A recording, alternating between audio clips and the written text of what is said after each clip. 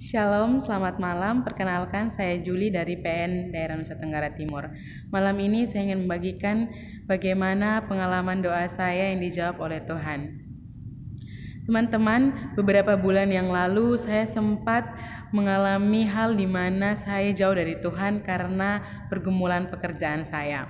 Saya bergumul mencari pekerjaan yang sempat membuat saya sangat jauh sama Tuhan. Tapi saya bersyukur dan puji Tuhan karena prayer network ini juga akhirnya saya kembali melihat apa yang ingin Tuhan kerjakan dalam kehidupan saya.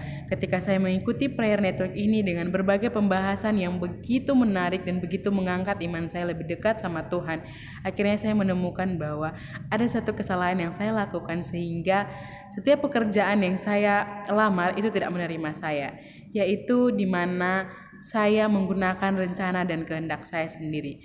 Padahal dalam Alkitab sudah dengan jelas dikatakan bahwa kehendak Tuhanlah yang harus terjadi dalam kehidupan kita. Dan ketika saya menggunakan kehendak Tuhan yang terjadi dalam kehidupan saya mendapat sesuatu yang luar biasa. Ketika saya mengandalkan rencana dan kehendak saya mendapat hadiah dari Tuhan 1 tahun pengangguran. Dan ketika saya mendapatkan bahwa saya harus mengikuti kehendak Tuhan dan rencana Tuhan, saya mendapat 3 tawaran pekerjaan sekaligus. Dan di sana Tuhan memberikan saya 3 pilihan, yang dimana salah satunya adalah rumah sakit yang saya sangat senang untuk bekerja di sana. Tapi karena saya sudah belajar dari pengalaman yang kemarin, saya berdoa kepada Tuhan bahwa Tuhan, rumah sakit pertama mana yang panggil saya untuk bekerja di sana berarti adalah rumah sakit yang mana Tuhan kehendaki untuk saya bekerja. Entah fasilitasnya mau baik ataupun buruk, gajinya bagus ataupun tidak, saya akan tetap bekerja di sana Tuhan. Oleh sebab itu Tuhan tolong kuatkan saya. Dan memang betul, kehendak Tuhanlah yang terjadi dan saya bekerja di rumah sakit di daerah saya, dan rumah sakit itulah yang pertama manggil saya. Dan saya menolak rumah sakit yang kedua dan ketiga, lalu saya bekerja di rumah sakit di daerah saya. Singkat cerita, ketika hari kedua saya bekerja, saya di sana mendoakan salah satu pasien di ruangan yang tidak biasa ditaruh pasien di dalam situ. Dan saya berpikir bahwa semua ini adalah kehendak Tuhan, karena segala sesuatu yang terjadi di atas dunia ini tidak semestinya terjadi kalau tidak ada campur tangan Tuhan. Akhirnya di sana saya mendoakan pasien, lalu saya buru-buru naik ke ruangan saya dan saya menuliskan apa yang baru saja terjadi.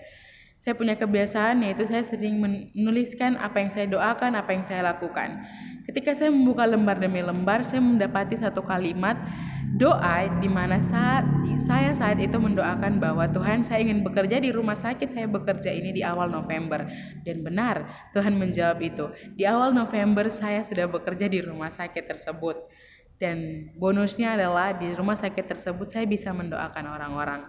Teman-teman, yang ingin saya bagikan di sini adalah ketika doa-doa kita mungkin belum dijawab, periksa kembali apakah doa-doa itu sesuai dengan kehendak Tuhan atau tidak.